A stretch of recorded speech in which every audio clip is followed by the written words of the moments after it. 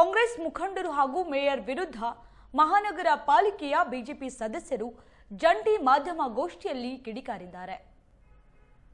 ವಿಜಯಪುರ ನಗರದಲ್ಲಿ ನಡೆದ ward number 29ರ ಉಪಚುನಾವಣೆಯ ಪ್ರಯುಕ್ತ ಮಾಧ್ಯಮ ಗೋಷ್ಠಿಯಲ್ಲಿ ಬಿಜೆಪಿ ಸರ್ಕಾರ ಹಾಗೂ ನಗರ ಶಾಸಕ ಬಸನಗೌಡ ಪಾಟೀಲರು ನಗರದಲ್ಲಿ ಎಲ್ಲ ರೀತಿಯ ಅಭಿವೃದ್ಧಿ ಕೆಲಸಗಳನ್ನು ಬಿಜೆಪಿ ಸರ್ಕಾರ ಇರುವಾಗಲೇ ಮಾಡಿದ್ದು, ಈಗ ಉಪಚುನಾವಣೆ ಬಂದಿದೆ.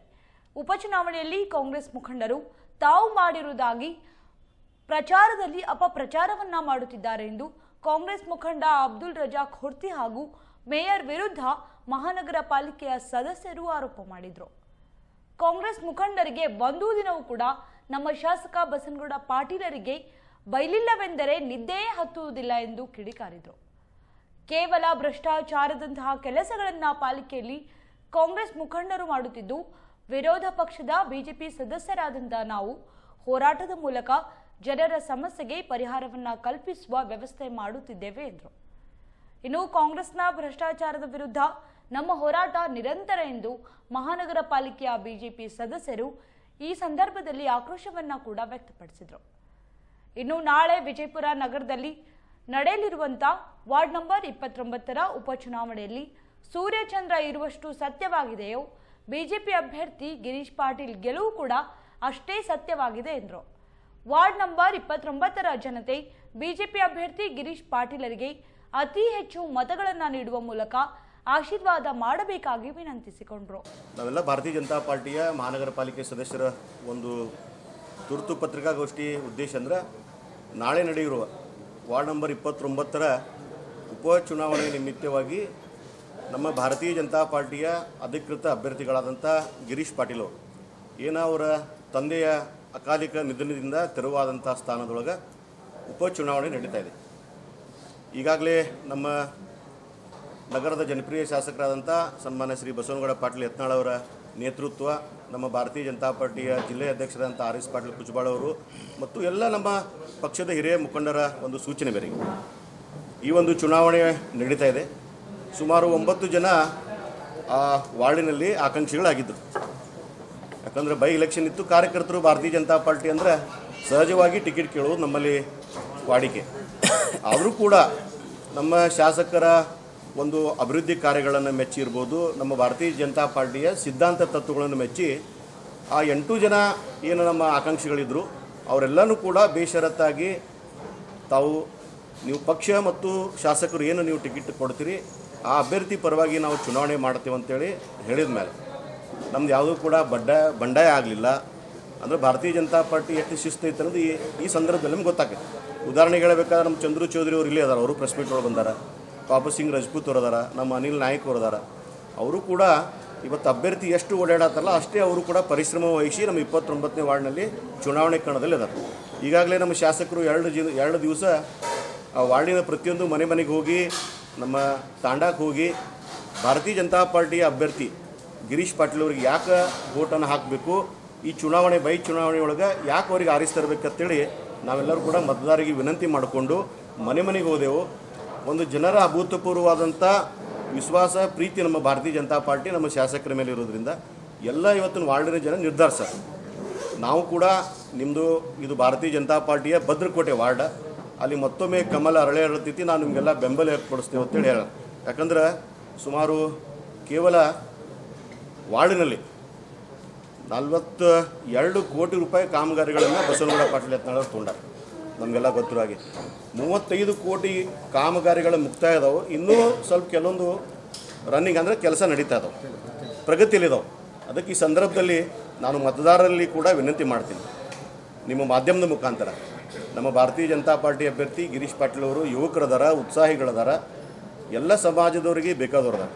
ಅವರಿಗೆ ನಿಮ್ಮ ಅತ್ಯುಮೂಲವಾದಂಥ ಮತವನ್ನು ಕೊಟ್ಟು ಅವರಿಗೆ ಆರಿಸಿ ತರಬೇಕಂತೇಳಿ ನಾನು ಈ ಸಂದರ್ಭದಲ್ಲಿ ಮಾಧ್ಯಮದ ಮುಖಾಂತರ ನಾನು ವಿನಂತಿ ಮಾಡ್ತೀನಿ. ಅದ್ರ ಜೊತೆಗೆ ಈಗ ಇಬ್ಬರೇ ಕ್ಯಾಂಡಿಡೇಟ್ ಅದರಲ್ಲಿ, ಒಂದು ಕಾಂಗ್ರೆಸ್ ಮತ್ತು BJP.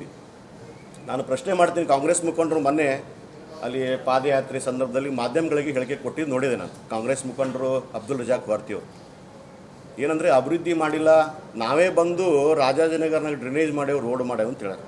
ನಾನು ಈ ಸದ್ ಪ್ರಶ್ನೆ ಮಾಡ್ತೀನಿ ಅವರಿಗೆ, ನೀವು ಎಷ್ಟು ಅನುದಾನ ತಂದಿರಿ, ನೀವು ಯಾವಾಗ ತಂದಿರಿ, ನೀವು ಡೇಟ್ ವೈಸ್ ಕೊಡ್ರಿ. ನಾವೇನು ಹೇಳಿದೆ 42 ಕೋಟಿ ರೂಪಾಯಿದು ಮಂಜೂರು ಮಾಡಿದ್ದು ನಮ್ಮ ಕಡೆ ವಿತ್ ರೆಕಾರ್ಡ್ಸು ಪ್ರಗತಿಯಾಗಿದ್ದು ಎಲ್ಲ ಅಂಕಿ ಸಂಖ್ಯೆಗಳು ಕೂಡ ನಮ್ಮ ಹತ್ರ ಅದಾವೆ. ಅದಕ್ಕೆ ನಾವು ಅವ್ರು ಬಹಿರಂಗವಾಗಿ ಸವಾಲು ಹಾಕ್ತೇವೆ. ನೀವು ಏನು ಮಾಡಿರಿ, ನೀವು ಮೇಯರ್ ಆದಮೇಲೆ ನೀವು ಕಾಂಗ್ರೆಸ್ ಮುಖಂಡದ್ರಿ, ನಿಮ್ಮ ಧರ್ಮಪತ್ನಿಯವರು ಮೇಯರ್ ಅದಾರ. ನೀವು ವಿನಾಕಾರಣ ಏನಾಗ್ಬಿಟ್ಟಿತ್ತಂದ್ರೆ ಕೆಲವೊಂದು ಕಾಂಗ್ರೆಸ್ ಮುಖಂಡರಿಗೆ ಬಸವನಗೌಡ ಪಾಟೀಲ್ ಯತ್ನಾಳ್ ಅವರಿಗೆ ಬೈಲಾರದೆ ನಿದ್ದೆ ಎತ್ತುದಿಲ್ಲ ಯಾರಿಗೆ. ಯಾಕಂದ್ರೆ ಯಾವ ರೀತಿ ಭರಾಟೆ ಒಳಗದಾರಂದ್ರೆ ನಮ್ಮ ಅಬ್ದುಲ್ ಹಮೀದ್ ಮುಸ್ರಿಫ್ ಅವರು 2 ಸತಿ ಅವ್ರು ಕ್ಯಾಂಡಿಡೇಟ್ ಆಗಿ ಪರಾಭವಗೊಂಡಾರ. ಇದು 3ನೇ ಸತಿಗೆ ಬಂದೈತಿ. ಆಂತರಿಕ ಕಚ್ಚಾಟ ಇವತ್ತು ಬಹಿರಂಗವಾಗತೈತಿ. ಯಾಕಂದ್ರೆ 2 ದಿವಸ ಕಾಂಗ್ರೆಸ್ ಮುಖಂಡರು ಪಾದಯಾತ್ರೆ ಮಾಡಿದಾಗ ಅಧಿಕೃತ ಅಭ್ಯರ್ಥಿನೇ ಇದ್ದಿದ್ದಿಲ್ಲ ಅಲ್ಲಿ. ಯಾಕೆ ಬರಲಿಲ್ಲ ಅಧಿಕೃತ ಅಭ್ಯರ್ಥಿನೂ ನಮಗೆ ಗೊತ್ತಿಲ್ಲ. ಅದಕ್ಕೆ ನಾನು ಏನು ಪ್ರಶ್ನೆ ಮಾಡ್ತೀನಿ ಅಂದ್ರೆ, ಮುಂದಿನ ಸಲ ಅಬ್ದುಲ್ ರಜಾಕ್ ಫಾರ್ತಿ ಅವರು ಕಾಂಗ್ರೆಸ್ ಮುಖಂಡರು ಅಂತ ಹೇಳ್ತಿರಲ್ಲ, ನೀವು ಕ್ಯಾಂಡಿಡೇಟ್ ಆಗೋರು ಕಾಂಗ್ರೆಸ್ದು ಅಥವಾ ಅಬ್ದುಲ್ ಹಮೀದ್ ಮುಸ್ರಿಫ್ ಅವ್ರು ಕ್ಯಾಂಡಿಡೇಟ್ ಆಗೋರು ಅನ್ನೋದು ಸ್ವಲ್ಪ ಕಾಂಪಿಟೇಷನ್ ನಡೆದೈತಿ ಬಸವನಗೌಡರು ಬೈಯೋದ್ರಾಗ ಇಬ್ಬರು ನಡಬರ್. ಅದಕ್ಕೆ ನಾವು ಇದಕ್ಕೆ ಅದಕ್ಕೂ ಕಿವಿಗೊಡೋದಿಲ್ಲ.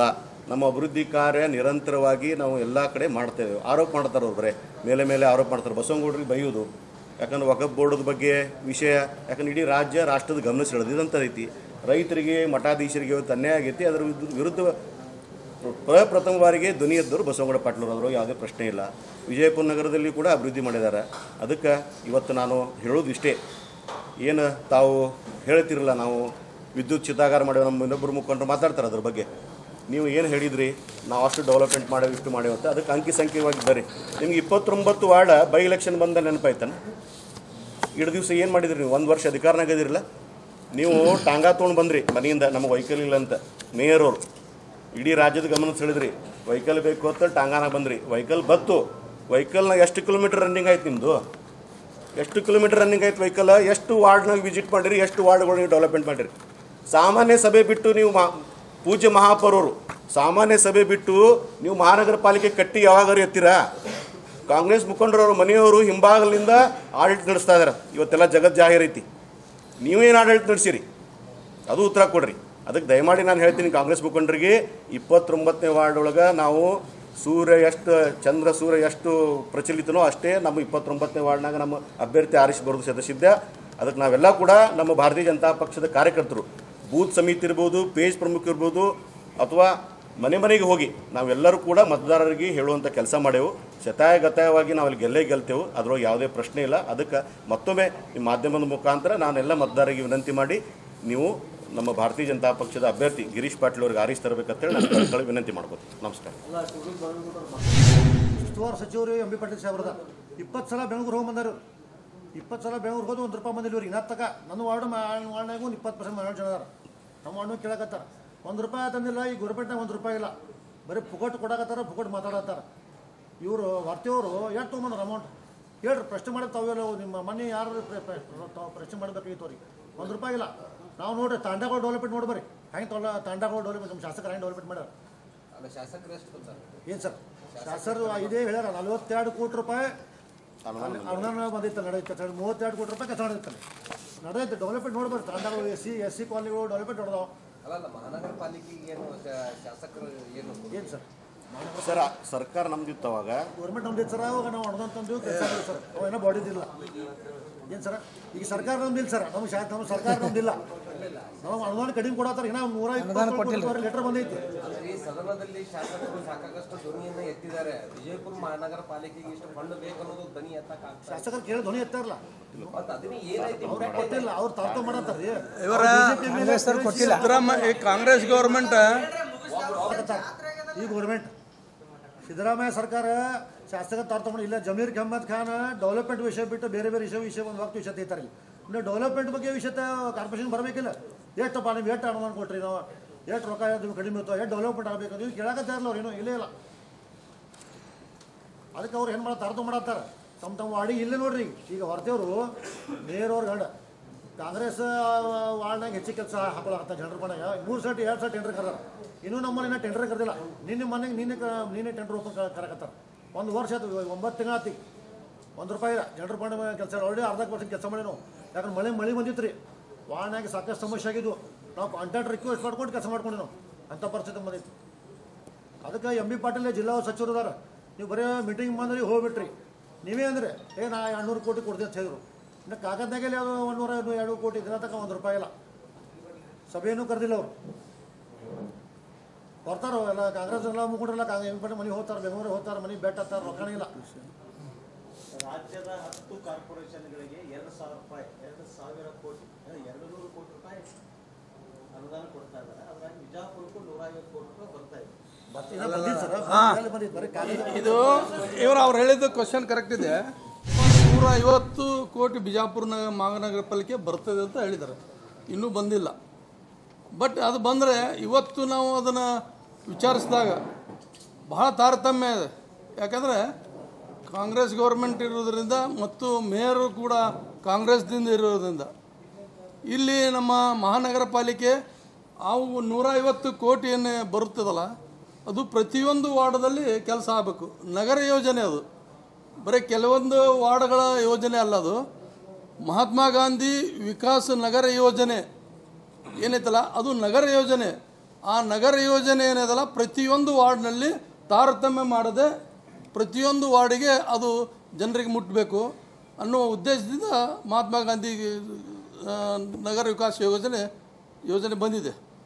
ಆದರೆ ಇವತ್ತು ಮಹಾನಗರ ಪಾಲಿಕೆಯಲ್ಲಿ ಏನಾಗ್ತಾ ಇದೆ ಅಂದರೆ ಕೆಲವೇ ವಾರ್ಡ್ಗಳಲ್ಲಿ BJP ವಾರ್ಡ್ಗಳನ್ನು ಹೊರತುಪಡಿಸಿ ಎಲ್ಲಿದೆ ತಮ್ಮ ಕಾಂಗ್ರೆಸ್ದು ಅಂಥ ಒಂದು ವಾರ್ಡ್ದಲ್ಲಿ ಹಂಚುವ ಒಂದು ಕುತಂತ್ರ ಇವತ್ತು ಮಹಾನಗರ ಪಾಲಿಕೆಯಲ್ಲಿ ನಡೆದಿದೆ. ಅದಕ್ಕಾಗಿ ನಾವೆಲ್ಲ ಮಹಾನಗರ ಪಾಲಿಕೆ BJP ಸದಸ್ಯರು ನಾವು ಅದನ್ನು ಖಂಡಿಸ್ತೇವೆ. ಬಹುಶಃ ಇನ್ನೂ ಅಧಿಕೃತವಾದಂಥ ಮಾಹಿತಿ ನಮಗೆ ಸಿಕ್ಕಿಲ್ಲ ಎಸ್ಟೇಟ್ ವಾರ್ಡಿಗೆ. ಅದು ಆ ಒಂದು ಅಧಿಕೃತವಾದ ಒಂದು ಮಾಹಿತಿ ಬಂದ ಮೇಲೆ ನಾವು ಜನರ ಜೊತೆ ಹೋರಾಟವನ್ನು ಕೂಡ ಮಾಡ್ತೇವೆ ಅನ್ನುವ ಈ ಒಂದು ಪತ್ರಿಕಾ ಮುಖಾಂತರ ಹೇಳ್ತೇವೆ.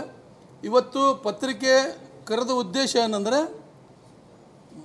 ವಾರ್ಡ್ ನಂಬರ್ 29ರ ಚುನಾವಣೆ ಪ್ರಚಾರ ಸಂದರ್ಭದಲ್ಲಿ ಕಾಂಗ್ರೆಸ್ ಮುಖಂಡರು ಹೊರತಿಯವರು ಬಹುಶಃ ನಾವು ವಾರ್ಡಿನ ಅಭಿವೃದ್ಧಿ ನಾವೇ ಮಾಡಿದೆವು, ಶಾಸಕರು ಮಾಡಿಲ್ಲ ಅನ್ನೋ ಒಂದು ಏನು ಹೇಳಿಕೆ ಕೊಟ್ಟರಲ್ಲ, ಆ ಒಂದು ಖಂಡನೆಯಾಗಿ ನಾವು ಇವತ್ತು ಪತ್ರಿಕಾಗೋಷ್ಠಿ ನಾವು ಕರೆದಿದ್ದೆ.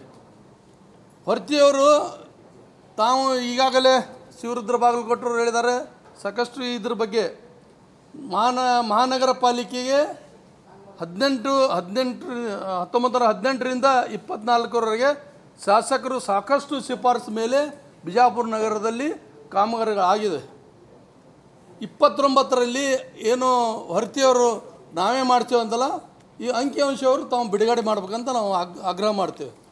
ಯಾಕಂದರೆ ಈ ಚುನಾವಣೆ ಕೇವಲ ಮತದಾರರನ್ನು ಸೆಳೆಯುವ ಒಂದು ಪ್ರಚಾರ ಅಂತ ನಾವು ಹೊರತಿಯವರಿಗೆ ಹೇಳ್ಬೋದು. ಯಾಕಂದರೆ ನಾವು ಬಹುಶಃ ಈಗಾಗಲೇ ಅಂದರು ಕೇಳಿದ್ರು ಶಾಸಕರ ಅನುದಾನ ಬಹುಶಃ ಭಾರತೀಯ ಜನತಾ ಪಕ್ಷದ ಬೊಮ್ಮಾಯಿ CM ಇರುವಾಗ ಸಾಕಷ್ಟು ಬಿಜಾಪುರ ನಗರಕ್ಕೆ ಅನುದಾನ ಬಂದಿದೆ. ಅದರಿಂದ ಇವತ್ತು ಬಿಜಾಪುರ ನಗರದಲ್ಲಿ ಪ್ರತಿಯೊಂದು ಮುಖ್ಯ ರಸ್ತೆ ಇರ್ಬೋದು ಮತ್ತು ಆಂತರಿಕ ರಸ್ತೆ ಇರ್ಬೋದು ಸಾಕಷ್ಟು ಕೆಲಸಗಳಾಗಿದೆ.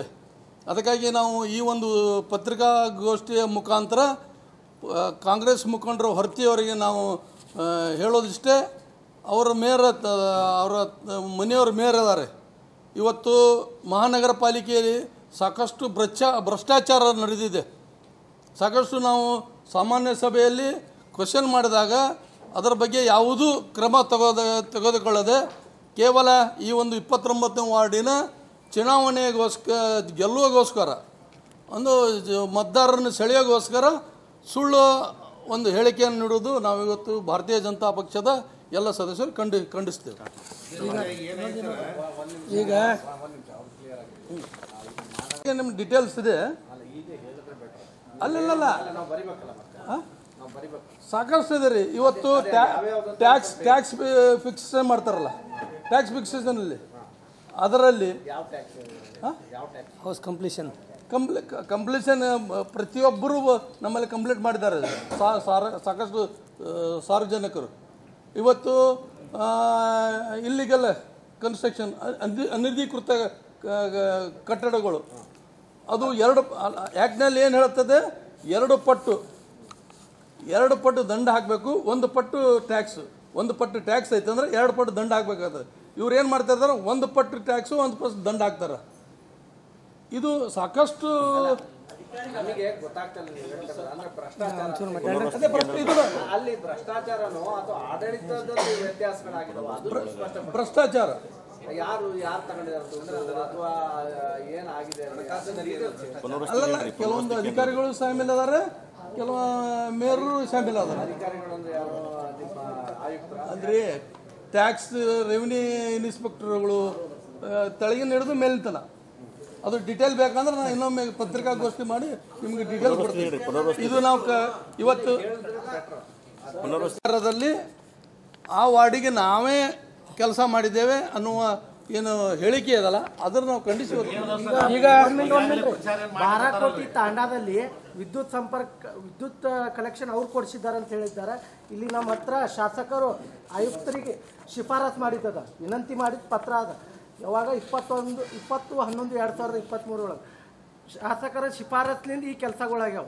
ಇವನ್ನ ತಾವು ಮಾಡಿವಿ ಅಂತ ಹೇಳ್ತಾರಲ್ಲ, ಅವ್ರು ಯಾವಾಗ ಶಿಫಾರಸ್ ಮಾಡ್ಯಾರ ಅದೊಂದು ನಮಗೆ ಇದು ಕೊಡಬೇಕು, ದಾಖಲೆ ಕೊಡಬೇಕು. ಈಗ ವರ್ಷ ಹಿಂದಿಂದು ತಮ್ಮಲ್ಲಿ ಈಗ ಇನ್ನೊಂದು ಸಿಟಿ ಕಲೆಕ್ಷನ್ ಸರ್ ಅಭ್ಯರ್ಥಿ ಎಲ್ಲ ಹೇಳ್ಯಾರ. ಒಂದೇನು ನಾನು ಈ ಸಂದರ್ಭದಲ್ಲಿ ಪ್ರಸ್ತಾಪಿಸ್ತೀನಿ ಅಂದ್ರೆ, ನೀವು ಯಾವ ರಸ್ತೆ ಮೇಲೆ ನಿಂತ್ಕೊಂಡು ನಿನ್ನೆ ಕಾಂಗ್ರೆಸ್ ಮುಖಂಡರು ಯಾವ ರಸ್ತೆ ಮೇಲೆ ನಿಂತ್ಕೊಂಡು ನೀವು ಸುಳ್ಳು ಹೇಳಿಕೆ ಕೊಟ್ಟಿರಿ, ದಯವಿಟ್ಟು ಆ ರಸ್ತೆ ಯಾರು ಮಾಡ್ಯಾರ ಅಟ್ಲೀಸ್ಟ್ ಪರಾಮರ್ಶೆ ಮಾಡಿರಿ. ನಿಮ್ಮ ಆತ್ಮಗಳು ಕೇಳ್ಕೊಡ್ರಿ. ನೀವು ಯಾವ ರಸ್ತೆ ಮೇಲೆ ಅಡ್ಡಾಡಕತ್ತೀರಿ, ಆ ರಸ್ತೆಗಳನ್ನು ಯಾರು ಮಾಡ್ಯಾರ, ಯಾವ ಇಸ್ವಿಗೆ ಶಾಂಕ್ಷನ್ ಆಗ್ಯದ, ಎಷ್ಟು ದುಡ್ಡು ತಂದಾರ, ಯಾವ ಅನುದಾನದಲ್ಲಿ ತೊಗೊಂಬಂದಾರ. ವಿದ್ಯುತ್ ಚಿತಾಗಾರ ಅಂತೇಳಿ ಒಂದು ಕೇಂದ್ರ ಸರ್ಕಾರದ ಯೋಜನೆ ಬಂದ್ರೆ ಸುಮಾರು 1.5 ವರ್ಷ ಆಯ್ತು ಅದಕ್ಕೆ ತಾರತಮ್ಯ ಮಾಡಿ ಸುಮ್ಮನೆ ಲೆಟ್ರ್ ಬರೋದು. ಈಗ ಶಾಸಕರು ಆಲ್ರೆಡಿ ಅದನ್ನು 4 ಕೋಟಿ ರೂಪಾಯಿ ಬಂದದು. ಮನುಗುಳಿ ರಸ್ತೆಯಲ್ಲಿ ಇರ್ತಕ್ಕಂಥ ಜಾಗ ಸರ್ಕಾರದ ಜಾಗ ಐತೆ, ಅದು 7 ಎಕರೆ ಜಾಗ ಐತೆ, ಅದು ಮಂಜೂರು ಮಾಡತ್ತೇಳಿ ಶಾಸಕರು UD ಡಿಪಾರ್ಟ್ಮೆಂಟ್ಗೆ ಪತ್ರ ಬರೆದಾರ. ಅವ್ರು ಪತ್ರ ಬರೆದು 2 ದಿವಸ ಇವ್ರು ಪತ್ರ ಬರೀತಾರೆ ಏನಂತೇಳಿ, ಅಲ್ಲಿ ಬೇಡ ನಮ್ಮಲ್ಲಿ ಮಾಡಿ 12 ಗುಂಟೆ ಅಂತ. ಒಂದು ಕೇಂದ್ರ ಸರ್ಕಾರ ಯೋಜನೆ ಸ್ಮಶಾನದಲ್ಲಿ ಸಹಿತ ತಾರತಮ್ಯ ಮಾಡತ್ತಾರೆ ಇವರು. ಮತ್ತು ಡೆವಲಪ್ಮೆಂಟ್ ಏನು ಮಾಡ್ತಾರೆ ಇವರು, ಅದನ್ನು ಪತ್ರ ಸಹಿತ ಐತಿ. ಆ ಜಾಗ ಅತಿ ದೊಡ್ಡ ಜಾಗ ಇರೋದ್ರಿಂದ ಸಾಕಷ್ಟು ಎಲ್ಲ ಸಮುದಾಯ ಜನರು ಅಲ್ಲಿ ಬರ್ತಾರೆ. ಇದು ಸೂಕ್ತ ಜಾಗ ಅಂತೇಳಿ ಕಿಸಿದ ಅಧಿಕಾರಿಗಳು ಪತ್ರ ಕೊಟ್ಟರೆ ಇವರಿಗೆ. ಅಧಿಕಾರಿಗಳನ್ನು ಮರೆಮಾಚಿ ಸರೋದು ಪ್ರಭಾವ ಬೀರಿ ನಮ್ಮ ಶಿವರುದ್ರ ಹೇಳಲ್ಲ ಇಲ್ಲಿವರೆಗೆ. ಅಲ್ಲಿ ಮೇಯರ್ ಅವರಂತೂ ಪಾಪ ಅವರು ಅಮಾಯಕರದಾರ. ಮೇಯರ್ ಅವರು ಏನೂ ಹೇಳುವಂಗಿಲ್ಲ. ಮೇಯರ್ ಹಿಂಬಾಗ್ಲಿಂದ ಯಾರು ಕೆಲಸ ಮಾಡ್ತಾರೆ ಜಗಜ್ಜಯ ಇರೋದ. ನೀವು ಅಲ್ಲಿ ಮೇಯರ್ ಹುದ್ದೆಗೆ ಬಂದಿರಿ. ವಿಜಯಪುರ ಜನರು ಎಲ್ಲ ಸಾರ್ವಜನಿಕರ ಕಷ್ಟ ಸುಖಗಳನ್ನು ಆಲಿಸ್ರಿ. ಆಮೇಲೆ ಸುಳ್ಳು ಹೇಳೋದು ಬಂದ್ ಮಾಡಿ. ಫಸ್ಟ್ ಸುಳ್ಳು ಹೇಳೋದು ನಿಂದ್ರೆ. ಸುಳ್ಳು ಹೇಳಿದ್ರೆ ಮತದಾರರು ನಿಮ್ಮ ಕಡೆ ವಾಲ್ತಾರತ್ತೆ ನಿಮ್ಮ ಕಲ್ಪನಾ ಅದ, ಅದು ತಪ್ಪು ಕಲ್ಪನಾ. ಈಗಾಗಲೇ ನೀವು ಜನರಿಗೆ ಕಿವ್ಯಾಗ ಹೂ ಬಿಡಾತ್ತೀರಿ, ಜನರು ಮನಸ್ಸಿನ ಹೂ ಐತಿ. ಅದು ದಯವಿಟ್ಟು ಕಿವ್ಯಾಗ ಹೂಡೋದು ಬಂದ್ ಮಾಡಿರಿ. ಏನು ಸತ್ಯಾಂಶ ದಾಖಲೆ ಮುಖಾಂತರ ಹೇಳ್ರಿ ನಾವು ವಿನಂತಿ ಮಾಡ್ತೀವಿ. ಈಗ ಇದು ಪ್ರೇಮಾನಂದವರ ನಗರ ಶಾಸಕರು ಮೊನ್ನೆ ನಡೆದಂಥ ಅತಿವೃಷ್ಟಿ ಆಗಿ ನೋಡ್ರಿ, ಮಳೆ ಬಂದು ಸಾಕಷ್ಟು ತೊಂದರೆ ಆಗೋದಂತೂ ನಿಜ. ಎಲ್ಲ ಸ್ಥಳಗಳಿಗೆ ಶಾಸಕರು ನಮ್ಮೆಲ್ಲ ಮಹಾನಗರ ಪಾಲಿಕೆ ಸದಸ್ಯರು ಇಮಿಡಿಯೇಟಾಗಿ ಹೋಗಿ ವಿಸಿಟ್ ಕೊಟ್ಟು ಏನೇನು ಸಮಸ್ಯೆ ನೋಡಿವಿ, ಅದನ್ನೆಲ್ಲ ಒಂದು ರಿಪೋರ್ಟ್ ಮಾಡಿ ಮಹಾನಗರ ಪಾಲಿಕೆ ಕೊಟ್ಟಿವಿ. ಅಲ್ಲಿ ಮೇಯರ್ ಪ್ರಭಾವದ ನಾ ಹೇಳ್ದಲ್ಲೇ ಕೆಲಸ ಆಗಬೇಕು, ಅಧಿಕಾರಿಗಳ ಮೇಲೆ ಹಿಡಿತೈತಿ. ಮೇಯರ್ ಅವ್ರ ಯಜಮಾನ್ರು ಹೊರ್ತಿಯವ್ರು ಇದಾರಲ್ಲ, ಇವರು ಎಲ್ಲ ಅಧಿಕಾರಿಗಳ ಮೇಲೆ ಹಿಡಿತಿಟ್ಟಾರೆ. ಇವರು ನಾ ಹೇಳ್ದಲ್ಲೇ ಕೆಲಸ ಆಗಬೇಕು, ನಾ ಹೇಳಿದ್ದೇ ಆಗಬೇಕು, ಫೈಲ್ ಮೂಮೆಂಟ್ ಆಗಬಾರ್ದು. ಈ ರೀತಿ ಒತ್ತಡ ಮಾಡಿದಾಗ ನಮಗೆ ಕೆಲವೊಂದು ಕಾರಣಾಂತರಗಳಿಂದ ಈ ನಿಮಗೆ ಗೊತ್ತು ವಕ್ಕಫ್ ಆಸ್ತಿ ಸಲುವಾಗಿ ಹೋರಾಟ ಇಡೀ ರಾಜ್ಯಾದ್ಯಂತ ನಡೆದದ. ಅಲ್ಲಿ ನಮ್ಮ ಶಾಸಕರು ಓಡಾಡ್ತಾರೆ. ನಾವು ಕಾರ್ಪೊರೇಟ್ರ್ ಮಾಡ್ಬೇಕದು. ಕಾರ್ಪೊರೇಟ್ರ್ ಮಾಡ್ಬೇಕಂದ್ರೆ ನಮಗೆ ಮೇಯರ್ ಸಹಕಾರ ಕೊಡ್ಬೇಕಲ್ಲ. ಮೇಯರ್ ಅಂದ್ರೆ ಏನವರು ತಮ್ಮ ವಾರ್ಡಿಗೆ ಅಷ್ಟೇ ಮೇಯರ್ನು, ಇಡೀ 35ನೇ ವಾರ್ಡಿಗೆ ಮೇಯರ್ ಅವರು ತಾರತಮ್ಯ ಮಾಡಿದಾಗ ಅನಿವಾರ್ಯ ಕೆಲಸ ಆಗಿಲ್ಲ ಅವು. ಸರ್, ಈಗ ನೀವು ಹೇಳಿದ್ರಿ ರಾಜ್ ಕಾಲುವೆ ಒತ್ತಿರೋ ಬಗ್ಗೆ ನೀವು ಕೇಳಿದ್ರಿ, ಪ್ರಶ್ನೆ ಮಾಡಿದ್ರಿ ಅತಿವೃಷ್ಟಿ ಸಲುವಾಗಿ. ಈಗ ಬೇಕಂತೇಳಿ ನಾವು ಹೇಳಿದೆವು. ಮಹಾನಗರ ಪಾಲಿಕೆ ಇಂದಿಷ್ಟು ವಂತಿಗೆ ಕಟ್ಟ್ಯಾರ. ಅವರು ಕಟ್ಟಿಬಿಟ್ಟು ಯಾರು ಜಿಯೋ ಕಂಪ್ನಿಯವರು ಏರ್ಟೆಲ್ ಕಂಪ್ನಿಯವರು ಅಡ್ಡಾಕತ್ತಾರ. ನಾವು ತಕರಾರು ಮಾಡಿ ಇಂದ್ರಿಸೇವೆ ಕೆಲಸ, ನಮ್ಮ ವಾರ್ಡ್ನ ಕೆಲಸ ಇಂದ್ರಿಸೇವೆ. ಎಲ್ಲಿ ನಮ್ಮ ಡ್ಯಾಮೇಜ್ ಆಗ್ಯದ ಇಮಿಡಿಯೇಟ್ ರೆಕ್ಟಿಫೈ ಮಾಡೋಕೆ ನಾವು ಕಮಿಷನರ್ ಹೇಳಿದೆವು. ಅದು ಆಗ್ತದೆ ಶಾರ್ಟ್. ಕರ್ನಾಟಕನಾಗ ಬಿಜಾಪುರ ಮಂತ್ರಿಗಳು ಬಂದು ಏನು ಫ್ಲಡ್ ಬಂದಂಥ ಸ್ಥಳ ವಿಸಿಟ್ ಮಾಡಿದರು. 54 ಜನರಿಗೆ ನೋಟಿಸ್ ಕೊಟ್ಟಾರೆ. ನೋಟಿಸ್ ಯಾರು ಕೊಡಬೇಕು? ಮಹಾನಗರ ಪಾಲಿಕೆ ಕೊಡಬೇಕು ಇಲ್ಲ ನೋಟಿಸ್? ನೀವು ಪ್ರಾಚೀನ ಸ್ಮಾರಕ ಆರ್ಕಿಯಾಲಜಿಕಲ್ ಡಿಪಾರ್ಟ್ಮೆಂಟ್ ನೋಟಿಸ್ ಕೊಡ್ತೀರಿ. ಅತಿ ಹೆಚ್ಚು ಅತಿಕ್ರಮಣ ಆಗಿದ್ದೇ ಮೇಯರ್ ಅವ್ರ ವಾರ್ಡ್ನಾಗ 34 ನಂಬರ್ ವಾರ್ಡ್ನಾಗ. ನೀವು ಬಂದು ನೋಡ್ರಿ, ಇವತ್ತಿನ ದಿವಸ ಅವ್ರು ವಾರ್ಡಿಗೆ ತೋರಿಸ್ತೀನಿ. ನೀವೆಲ್ಲ ಬಂದ್ರೆ ಇಬ್ರಾಹಿಂ ರೋಜೆ ಹಿಡ್ಕೊಂಡು ಸ್ಟಾರ್ಟ್ ಆದ್ರೆ ಪೂರಾ ಶಿವಾಜಿ ಸರ್ಕಲ್ ಮಠನೂ ಬರ್ತೈತಿ. 54 ಪ್ರಾಪರ್ಟಿ ಒಳಗೆ ನಾವು ನಮ್ಮ ಶಾಸಕರು ಹೇಳ್ಯಾರ, ನಾವು ಹೇಳೇವು, ನಾವು ಜನರಲ್ ಬಾಡಿ ಒಳಗೆ ಹೇಳ್ಬಿಟ್ಟೆವು ಯಾರೇ ಅತಿಕ್ರಮಣ. ಯಾಕಂದ್ರೆ ಒಂದು ಬರೇ ಕೆಲವೇ ಗಂಟೆ ಮಳೆ ಬಿದ್ದರೆ ಇಡೀ ವಿಜಯಪುರ 7-8 ವಾರ್ಡ್ಗಳು ನೀರಲ್ಲಿ ಮುಳುಗೋದು. ನೀವು ಹೇಳ್ತೀರಿ ಅತಿಕ್ರಮಣ ತೆಗೀರಿ ಅಂತ ಹೇಳ್ತೀರಿ. MB ಪಾಟೀಲ್ ಜೊತೆ ನೀವು ಮೇಯರ್ ಇದ್ರಲ್ಲ, ನೀವು ಮಹಾನಗರ ಪಾಲಿಕೆ ನೋಟಿಸ್ ಯಾಕೆ ಕೊಡಲಿಲ್ಲ? ಆರ್ಕಿಯಾಲಜಿಕಲ್ ಡಿಪಾರ್ಟ್ಮೆಂಟ್ನಿಂದ ನೀವು ನೋಟಿಸ್ ಕೊಟ್ರಿ, ಯಾಕೆ ಇದು ತಾರತಮ್ಯ ಯಾಕೆ ಮಾಡಿದ್ರಿ? ನೋಟಿಸು ಕೊಡೋರು ನೀವೇ ಅಂದ್ರೆ ಬರೀ ಮಾಧ್ಯಮದೊಳಗೆ ಜನರಿಗೆ ಇಷ್ಟೇ ನೀವು ಕಣ್ಣೀರು ಹೊರಿಸೋರ? ಆರ್ಕಿಯಾಲಜಿಕಲ್ ಡಿಪಾರ್ಟ್ಮೆಂಟ್ ನೋಟಿಸ್ ಯಾಕೆ ಕೊಟ್ರಿ? ಅವರು ಅತಿಕ್ರಮಣ ತೆಗಿತಾರ? ಮಹಾನಗರ ಪಾಲಿಕೆಯವ್ರು ತೆಗಿಬೇಕು. ಅದಕ್ಕೆ ನಾವು ನಿರ್ದಾಕ್ಷಿಣ್ಯವಾಗಿ ಅವು ಅತಿಕ್ರಮಣ ತೆಗೀರಿ. ಯಾಕಂದ್ರೆ ತಮ್ಮ ವಾರ್ಡ್ದ ಮತದಾರ ಅದಾರ, ಅವ್ರು ಇವ್ರ ವಿರುದ್ಧ ತಿರುಗಿ ಬೀಳ್ತಾರ ಅನ್ನೋದು ಒಂದು ಭಯ ಮೇಯರ್ ಅವರಿಗೆ. ಮೇಯರ್ ಅವ್ರಿಗೆಲ್ಲ ಕಾಂಗ್ರೆಸ್ ಮುಖಂಡರು ಅಬ್ದುಲ್ ರಜಾಕ್ ವಾರ್ತಿ ಅವರಿಗೆ ಆ ಅತಿಕ್ರಮಣ ಆಗಿದ್ದು ತೆಗಸ್ರಿ. ಆರ್ಕಿಯಾಲಜಿಕಲ್ ಡಿಪಾರ್ಟ್ಮೆಂಟ್ ಬಿಡ್ರಿ, ಮಹಾನಗರ ಪಾಲಿಕೆ ನೋಟಿಸ್ ಕೊಡ್ರಿ, ಕಾರ್ಯಾಚರಣೆ ಮಾಡ್ರಿ. ಅದಕ್ಕೆ ನಾವೆಲ್ಲ ಬೆಂಬಲ ಐತಿ. ಯಾಕಂದ್ರೆ ಅನೇಕ ಜನ ಇವತ್ತು ಫ್ಲಡ್ ದಿನ ಮುಳುಗುದು. ನೀವು ಮಹಾನಗರ ಪಾಲಿಕೆಯಿಂದ ಅಲ್ಲಿ ಒಂದು ಕೂಸ ಒಳಚರಂಡಿ ಬಿದ್ದು ಸತ್ತು, ಹೌದಾ? ನೀವೇ ಮೇಯರ್ ಇಲ್ಲ, ಅದಕ್ಕೆ ಯಾರು ಅಪರಾಧ? ಯಾರು ಅದಕ್ಕೆ? MB ಪಾಟೀಲ್ ಕೊಟ್ಟಂತ ದುಡ್ಡು ಕೂಡ ಕಾಂಪಿಟೇಷನ್ ಮಾಡಿದ್ರಿ ನೀವು ಇಬ್ರು. ಯಾರೋ ಇಬ್ರು ಮುಂದಿನ ಬಾವಿ ಯಾರು ಶಾಸಕರು ಗೊತ್ತಿಲ್ಲ ನನಗೆ. ನೀವೇನು ಕೊಟ್ರಿ ಮಹಾನಗರ ಪಾಲಿಕೆಯಿಂದ? ನೀವೇನು ಕೊಟ್ರಿ? ಅದಕ್ಕೆ ನಾವು ಹೇಳಿದೆವು, ಅದಕ್ಕೆ ಡೆವಲಪ್ಮೆಂಟ್ ನಾವು ತಾರತಮ್ಯ ಇಲ್ಲ. ಎಲ್ಲಿ ಬಾಧಿತ ಐತಿ, ಏನು ಫ್ಲಡ್ ಬಂದು ಎಲ್ಲಿ ಹಾನಿ ಆಗಿತ್ತು ಅಲ್ಲಿ ಕೆಲಸ ತಗೋರಿ, ಅಲ್ಲಿ ಕೆಲಸ ಮಾಡಿರಿ. ಅದಕ್ಕೆ ಸಹಮತಿದೆವು. ಬಂದಂಥ 15 ಪ್ಯಾನಲ್ಸ್ ನಾವು ಯಾರೂ ವಾರ್ಡಿಗೆ ಕೇಳಿಲ್ಲ. ಅವ್ರೇನು ಹೇಳಿದ್ರು, ದೊಡ್ಡ ದೊಡ್ಡ ಡ್ರೈನ್ ಮಾಡ್ತೇವೆ, ವಿಜಯಪುರ ಮೂಲ ಸಮಸ್ಯೆ ಐತಿ, ನಾವು ಅಲ್ಲಿ ಬಳಕೆ ಮಾಡ್ತೀವಿ, ದೊಡ್ಡ ದೊಡ್ಡ ಅಮೌಂಟ್ ಅಂತ ಹೇಳಿದ್ರು. ಆಯ್ತು ಅಂತ ಹೇಳಿದ್ವಿ, ಒಪ್ಕೊಂಡು ನಾವೆಲ್ಲರೂ ಕೊಟ್ಟೇವೆ, ಬಿಟ್ಟು ಕೊಟ್ಟೇವೆ ರೊಕ್ಕ. 15 ಫೈನಾನ್ಸ್ ಒಳಗೆ 15 ಫೈನಾನ್ಸ್ ಅದು ಮೇಯರ್ ಭಾರತೀಯರ ಮನೆಯವರು ಅದಾರ ಸರ್. ಮೊನ್ನೆ ಅವ್ರು ಮಾತಾಡ್ಯಾರ, ಮೊನ್ನೆ ನಮಗೆ ಪತ್ರಿಕಾಗೋಷ್ಠಿ ಅವರೇ ಮಾತಾಡ.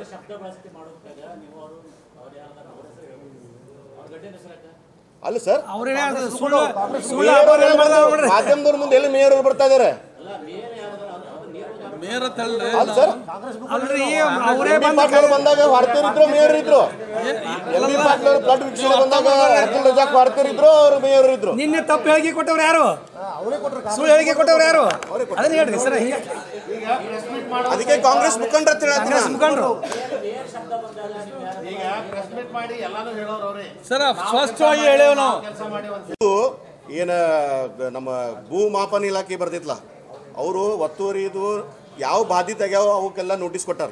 ಆ ನೋಟಿಸ್ ಕೊಟ್ಟಿದ್ದು ಪ್ರತಿ ಐತಿ. ಅದಕ್ಕೆ ನಾನೇನು ಕೇಳಿದೆ, ನೀವು ಮಹಾನಗರ ಪಾಲಿಕೆ ನೋಟಿಸ್ ಕೊಡ್ಬೇಕಲ್ಲ, ಯಾಕೆ ನೀವು ಏನು ಆರ್ಕಿಯಾಲಜಿಕಲ್ ಸರ್ವೆ ಆಫ್ ಇಂಡಿಯಾ ಕಡೆ ನೋಟಿಸ್ ಯಾಕೆ ಕೊಟ್ರಿ? ನೀವು ಮಹಾನಗರ ಪಾಲಿಕೆ ನೋಟಿಸ್ ಕೊಡ್ರಿ. ನಮ್ಮ JCBಗಳದಾವು, ಸಿಬ್ಬಂದಿಗಳದಾವ, ರಾಜಕಾಲಿ ಒತ್ತುವರಿ ತೆಗೀರಿ. ವಿಜಯಪುರ ಯಾರಿರಲಿ, ಅವರು ನಮ್ಮ ಮನೆ ಇರಲಿ, ನಮ್ಮ ಇರಲಿ, ಯಾವೇ ಪ್ರಭಾವ ಇರಲಿ, ಎಲ್ಲ ಒತ್ತುವರಿ ತೆಗೀರಿ. ನಾವು ಪಾಟೀಲ್ರು ಬಹಳ ಸ್ಟ್ರಿಕ್ಟ್ಲಿ ಆರ್ಡರ್ ಮಾಡಿದ್ದಾರೆ. ಅಲ್ಲಿ ನಮ್ಮ ಮಾಧ್ಯಮದವ್ರ ಎದುರಿಗೆ ಬಹಳ ಸ್ಪಷ್ಟವಾಗಿ ಅಧಿಕಾರಿಗಳನ್ನ ಹೇಳಿದ್ದಾರೆ, ರಾಜಕಾಲಿಗಳು ನನ್ನ ಮನೆಗೆ ಬಂದ್ರು ಕೂಡ ತೆಗಿಬೇಕು ಅಂತಕ್ಕಂಥ ವಿಚಾರವನ್ನ ಅವ್ರು ಹೇಳಿದ್ದಾರೆ. ಸರ್, ಎಷ್ಟನೇ ಫ್ಲಡ್ ಬಂದು ಎಷ್ಟು ಸತಿ MB ಪಾಟೀಲ್ ಈ ವಿಷಯಗಳು ಹೇಳ್ಯಾರ? ಆ ಪ್ರಶ್ನೆ ಮಾಡ್ತೀನಿ. ಫ್ಲಡ್ ಬಂದು 2 ದಿವಸ ಆಯ್ತು, 2 ತಿಂಗಳಾಯ್ತಲ್ಲ ಬಂದೋಗಿ. ಒತ್ತುವರಿ ಯಾಕೆ ತೆಗ್ಯಾಕ್ತಾ ಇರಲ್ಲ? ಯಾಕೆ ಇಚ್ಛಾಶಕ್ತಿ ಯಾಕೆ ಬರ್ತೈತಿ? ಯಾಕೆ ನಿಮ್ಮ ವಾರ್ಡ್ ಐತಿ, ನಿಮ್ಮ ವಾರ್ಡ್ನಾಗಿನ ನಿಮ್ಮ ಹೊಟ್ರಸ್ ಅತಿಕ್ರಮಣ ಮಾಡ್ಕೊಂಡಾರೋ ಏನು ಅದಕ್ಕೆ? ಯಾಕಂದ್ರೆ ನಿಮ್ಮ ಮಹಾನಗರ ಪಾಲಿಕೆಯಿಂದ ಯಾಕೆ ನೋಟಿಸ್ ಕೊಡಲಿಲ್ಲ? ಆರ್ಕಿಯಾಲಜಿಕಲ್ ಸರ್ವೆ ಆಫ್ ಇಂಡಿಯಾ ಕಡೆ ಯಾಕೆ ನೋಟಿಸ್ ಕೊಟ್ರಿ? ಅದನ್ನು ಪ್ರಶ್ನೆ ಮೂಡ್ತಿದ್ದಲ್ಲ. ಯಾರು ಸರ್? ಸರ್, ನಾವು ಒಟ್ಟು ಸದಸ್ಯರು ಮಹಾನಗರ ಪಾಲಿಕೆ ಒಳಗೆ ವಿರೋಧ ಪಕ್ಷ ಇದ್ದುಕೊಂಡು ಏನು ಸಾಮಾನ್ಯ ಸೇವೆ ಇರ್ಬೋದು, ನಾವೆಲ್ಲ ಜಂಟಿಯಾಗಿ ಹೋರಾಟ ಮಾಡೇವು. ಇವತ್ತು ರಾಜು ಮಗಿಮಠವ್ರು ಹೇಳಿಲ್ಲ, ಒಂದು ನಮ್ಮ ಪುನರ್ವಸತಿ ಕೇಂದ್ರ ಒಳಗೆ ಏನು ನಮ್ಮ ಒಬ್ಬ ಸಿಬ್ಬಂದಿ ಏನು ಪೂರಾ ಪುನರ್ವಸತಿ ಒಳಗೆ ಸುಮಾರು ಒಂದು ಅನೇಕ ಪ್ರಾಪರ್ಟಿಗಳ ಬಗ್ಗೆ, ಆ ಪ್ರಾಪರ್ಟಿಗಳ ಏನಿದೆ ಅಂದರೆ ಫಾರ್ ನಂಬರ್ 2 ಅನ್ನೋ ನಂಬರ್ದು ಹೆಸರು ಸೇರಿಸಿ ಅವ್ರ ಹೆಸರಲ್ಲಿ ಉತ್ತಾರ ಮಾಡಿಕೊಡುವಂಥ ಅವ್ಯವಹಾರ ಮಾಡತ್ತಿದ್ರು. ಅದು ಪತ್ರಿಕೆಯೊಳಗೂ ಬಂದೈತಿ, ನೀವು ಸಾಮಾನ್ಯ ಸಭೆಯೊಳಗೆ ಯಾರು ಬಂದಿದ್ದು ನಿಮಗೂ ಗೊತ್ತೈತಿ. ಅದನ್ನು ಖಂಡಿಸಿ ನಾವು ಅಂಕಿ ಸಂಖ್ಯೆ ಸಮೇತವಾಗಿ ಹೋರಾಟ ಮಾಡಿದ ಪ್ರತಿಫಲವಾಗಿ ಇವತ್ತು ನಾವು ಸಸ್ಪೆಂಡ್ ಆಗ್ಯಾನಪ್ಪ ಸಿಬ್ಬಂದಿ. 3 ಮಂದಿಗೆ ನೋಟಿಸ್ ಕೊಟ್ಟರೆ ತನಿಖೆ ಹಂತದೊಳಗೈತಿ. ನಾವು ಹೋರಾಟ ಮಾಡಿದ್ರ ಸಲುವಾಗಿ ಇವತ್ತು ಮಹಾನಗರ ಪಾಲಿಕೆಗಳಿಗೆ ಯಾರೇ ಬೇಕಾಬಿಟ್ಟಿಯಾಗಿ ಫಾರ್ಮ್ ನಂಬರ್ 2 ಕೊಡೋದು, 1 ನಂಬರ್ ಕೊಡೋದು ಬಂದಾಗಿತ್ತು. ಪ್ರಾಮಾಣಿಕವಾಗಿ ಹೇಳ್ತೀನಿ ನಾನು. ಯಾಕಂದ್ರೆ ನಾವು ವಿರೋಧ ಪಕ್ಷವಾಗಿ ವಿಜಯಪುರ ನಗರಕ್ಕೆ ಏನು ಧ್ವನಿ ಆಗಬೇಕು, ಏನು ಜನರ ಸಮಸ್ಯೆಗೆ ಏನು ಸ್ಪಂದಿಸಬೇಕು ಅವು ಮಾಡುವಂಥ ಕಾರ್ಯ ಮಾಡೇವು. ಇವತ್ತು ಮುಕ್ತಿ ವಾಹನಗಳಿಲ್ಲ, 2 ಮುಕ್ತಿ ವಾಹನಗಳು ತಗೋದು ಸ್ಪಷ್ಟ ಸಭೆಗಳು ಹೇಳೋ ನಾವು. ಇವರಿಗೆ ಮೇಯರ್ ಅವ್ರಿಗೆ ಗಾಡಿ ತೊಗೊಂಡ್ರು, ನಮ್ಗೇನು ಅಭ್ಯಂತರಿಲ್ಲ, ಅದು ಅಡ್ಡಾಡ್ಲಿ, ಅವ್ರು ಅಡ್ಡಾಡಕ್ಕೆ ಡೆವಲಪ್ಮೆಂಟ್ ಸಲುವಾಗಿ ಅಡ್ಡಾಡಬೇಕು, ಅಡ್ಡಾಡ ಪ್ರಶ್ನೆ ಇಲ್ಲ. ಮುಕ್ತಿ ವಾಹನ ಬೇಕಂತ ಹೇಳಿದೆವು, ಅದು ಆಗಲಿಲ್ಲ. ನಮ್ಮ ವಿಜಯಪುರ ನಗರ ಒಳಗೆ ಸುಮಾರು 15,000 ಗಿಡಗಳನ್ನ ಹಚ್ಚಾರ ಮಹಾನಗರ ಪಾಲಿಕೆ ಸಿಬ್ಬಂದಿಗಳು.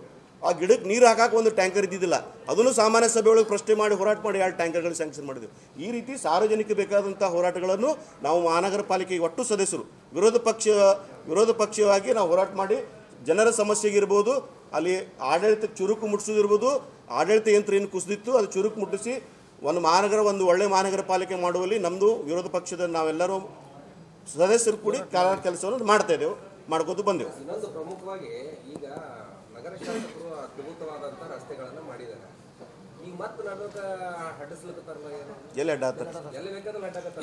ಇಲ್ಲ ಅದು ಏನಾಗಿದೆ ಜಿಯೋ ಕಂಪನಿ ಇದನ್ನ ಕೊಟ್ಟಿದ್ದು ನೀವ್ ಯಾಕೆ ಅದ್ರ ಬಗ್ಗೆ ಇದನ್ನ ಪರ್ಮಿಷನ್ ಕೊಟ್ಟಿದ್ದು ಕಾರ್ಪೊರೇಷನ್ ಅವರು ಎಲ್ಲ ಒಳ್ಳೆ ರೀತಿ.